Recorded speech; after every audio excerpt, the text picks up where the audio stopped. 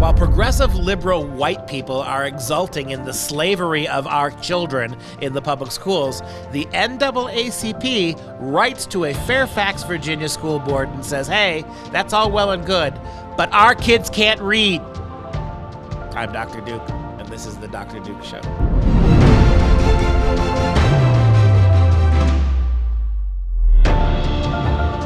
Hello, everyone, and welcome to the Dr. Duke Show, the only program that keeps you educated on the craziness impacting kids of classrooms at college campuses around the world. Before we start, I do want to remind our audience that we're not just about bringing you the problems of education, but also providing solutions, and one of those solutions is our Judeo-Christian online classical school, FreedomProject Academy, which is now enrolling students for the fall. I really encourage you to request a free information packet at freedomforschool.com. That's freedomforschool.com. Take back control of your kids' education at Freedom Project Academy. All right, it's time for Katie to give us a look at the sallow and rather jaundiced look at the health of our republic.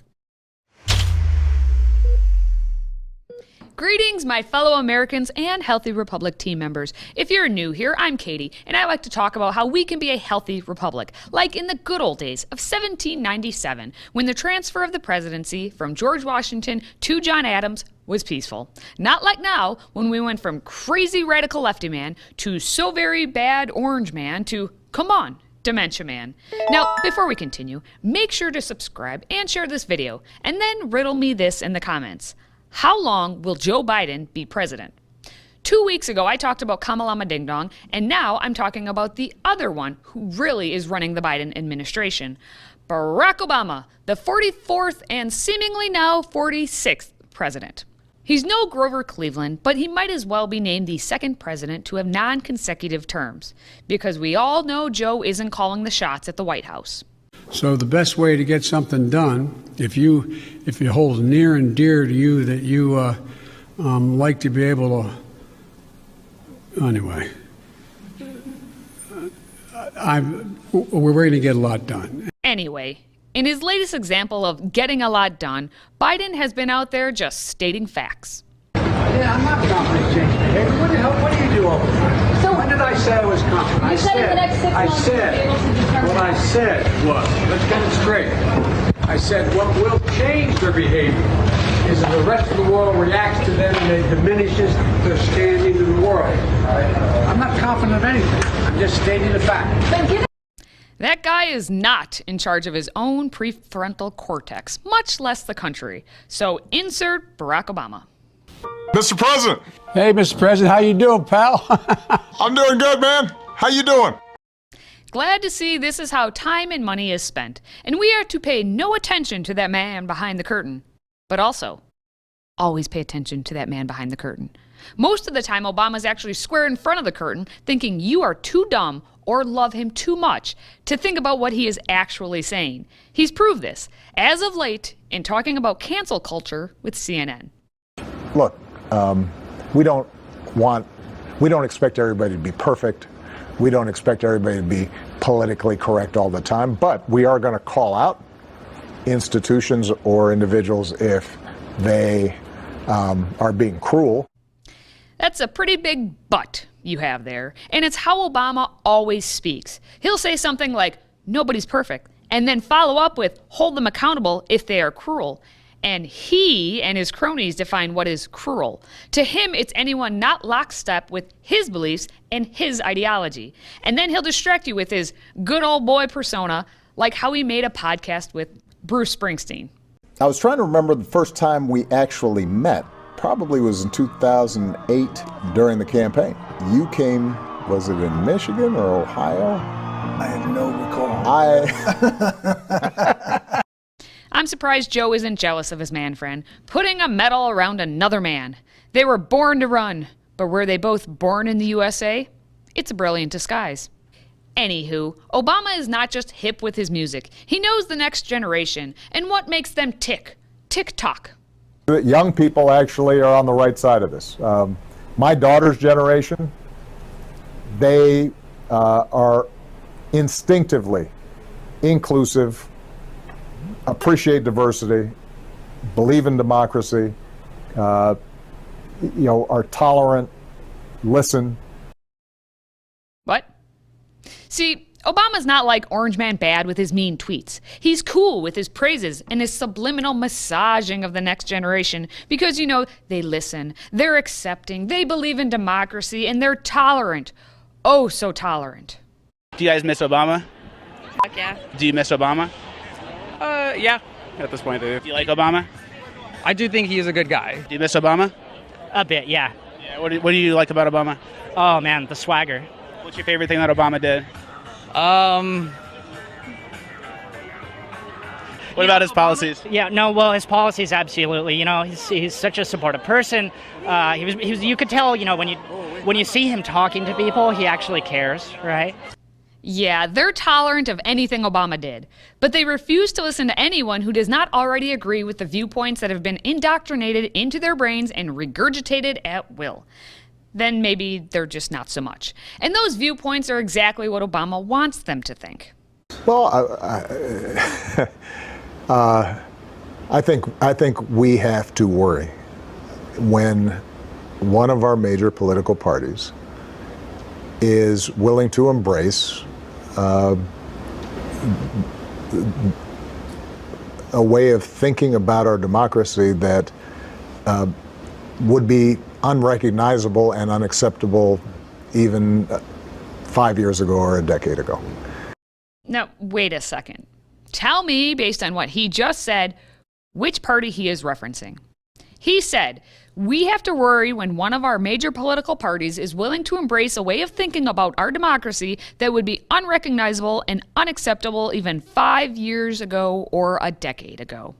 He's clearly referencing Republicans, but have you looked around lately at the Democrats? I argue the country does look way different from even a decade ago, and it all started to quickly roll down the sanity hill on its way to the pits of hell when Obama was president. Funny how that happened. Yet, he's going to obviate all responsibility and blame the other party, the one he wasn't in charge of, claiming some sort of witch voodoo on them. And you talk about dark spirits that had long been lurking on the edges of the Republican Party coming center stage. Did you ever think it would get this dark? No. I thought that there were enough guardrails institutionally. Right. And the degree to which we did not see that Republican establishment say, hold on, time out, that's not acceptable, that's not who we are, but rather be cowed into accepting it, and then finally culminating in January 6th. Yep. Circle back to January 6th and Trump, because it's always Trump's fault. Always. Please just get over it already. Everyone, and I mean everyone, just move forward. Stop blaming Trump and making everything else about Obama all the time. He was president, as in past tense. So stop with these love fest interviews with uber-privileged Obama speaking to uber-privileged Anderson Cooper about how oppressed they are and how racist, sexist, and bigoted you are for having a different opinion about anything. All of this, it's all an illusion. It means you must pay attention to that man behind the curtain. Open your eyes and use what's between your ears, because if you do, we may have a chance at keeping this thing called a republic. Until next time, stay healthy, America.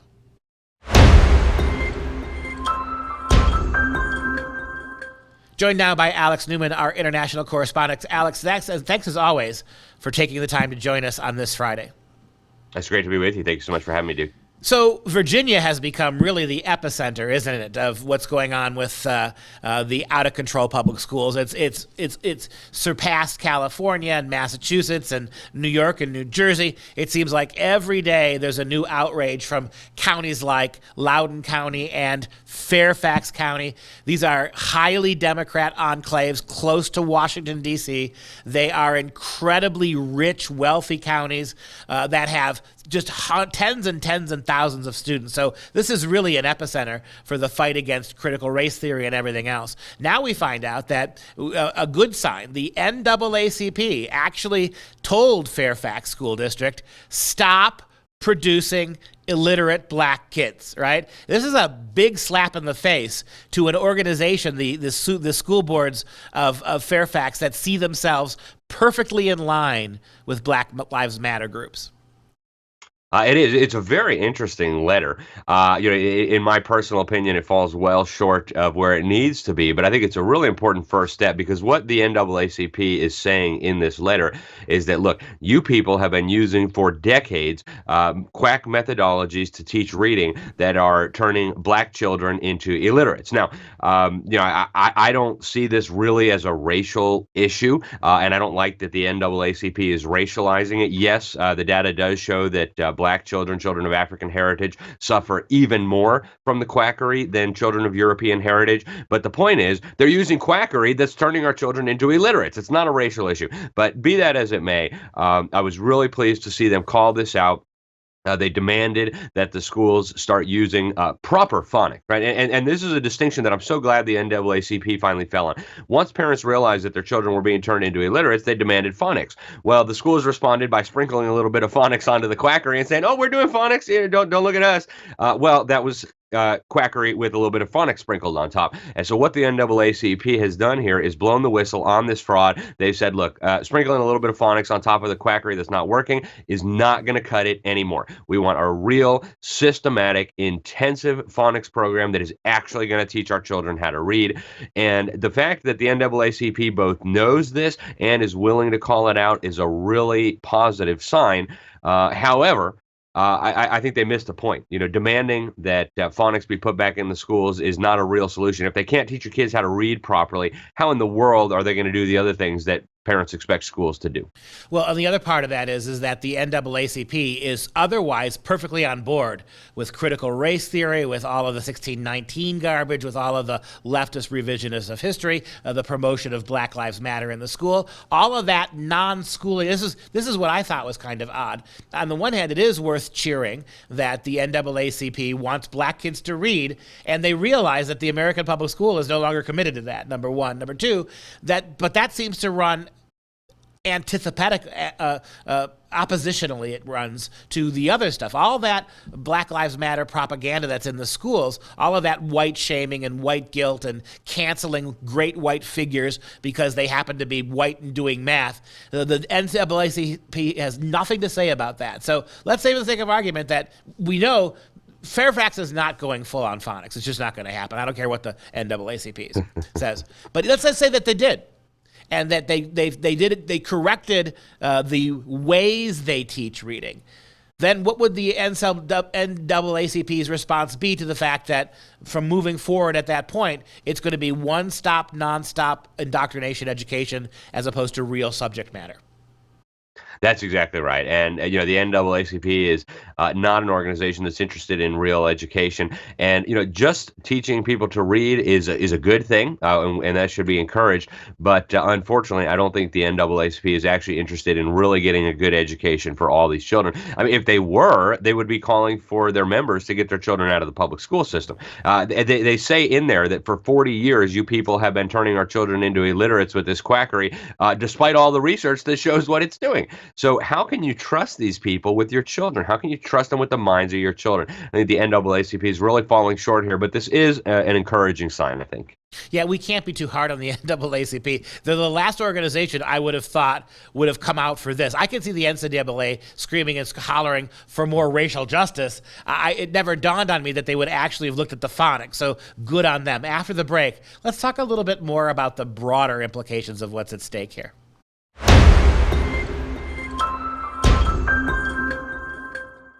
Joined now by Alex Newman, our international correspondent. Alex, we had a great talk, I think, in the first segment about how the NAACP is stepping up a little. When you think about the saturation, all these white do-gooders in these Fairfax public schools, all these white administrators who feel that it's their job to push black agendas, if I may say it that way, in public schools, to force white kids to sort of bow at the altar of their own white guilt and white supremacy. For the NAACP to take a moment and say, to not necessarily comment on that, but to say, hey, that's all well and good, but our kids can't read. That is, like you said at the end of the last segment, a really good thing. Is there any way to move the NAACP or other black organizations, do you think, further to get them to participate in the Get Your Kids Out program? Seems to be a lot of beholdenness to teachers' unions and radical left-wing educrats on the part of black leadership. But still, what can be done to follow up on this to get more minorities, particularly blacks, involved with walking away?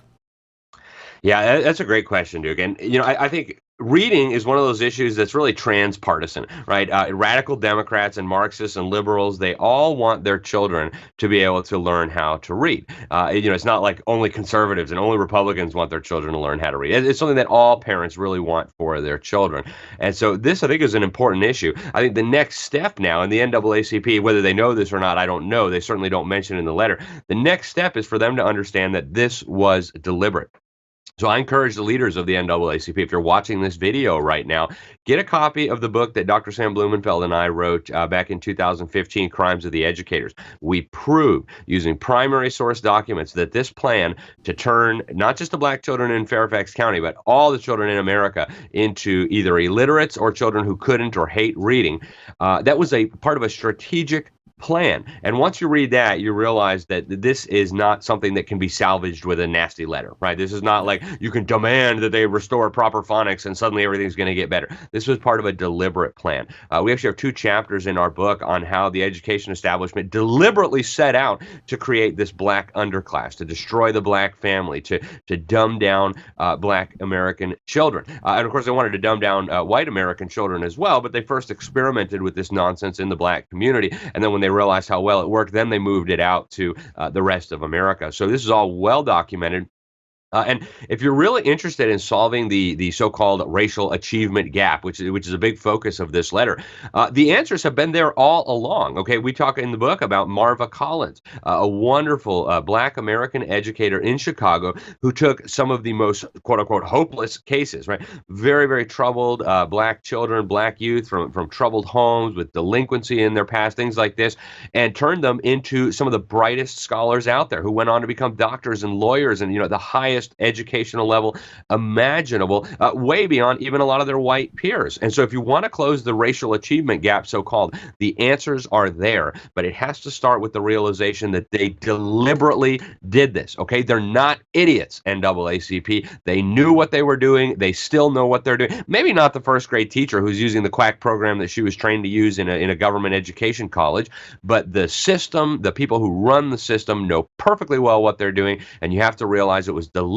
or you'll never get to the root of the problem. So we did spend a lot of time talking about the black response, and I think you're right. I mean, it's a stretch that there's going to be a serious African-American movement to walk away. That's just a hard thing to imagine right now in these early stages, but what the NAACP did was a good step forward. I'm also interested, before we go, how did the white liberals in Fairfax, you would think that they would be a little bit confused and shaking in their boots. The very organization, the very people they say they're doing this for, just read them the Riot Act. And so what do you think do we have any indication about how the white limousine liberals who are speaking on behalf of black people in classrooms now, appropriating black culture, white administrators and white teachers teaching Black Lives Matter ideology, do you have any idea how the school has responded to this?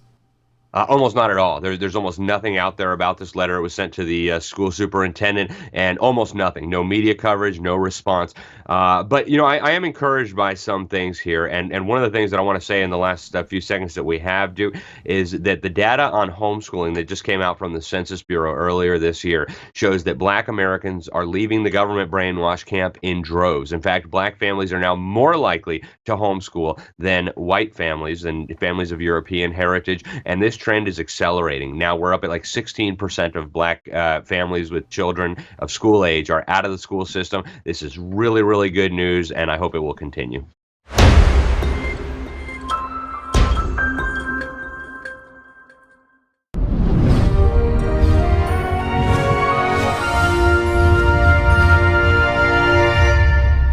It's time now for some real education. We've been studying for weeks now what Educators thought about education prior to the new postmodern education imperatives, before we got all this endless racial quibbling, this critical race theory, all of this substituting subject matter for politics and ideology. And we've seen really important voices saying wonderful things about education and what its abilities are and how it changes people. Let's keep doing that as a way of reminding ourselves there is another way. It's worked for thousands of years, and we don't have to reinvent the wheel.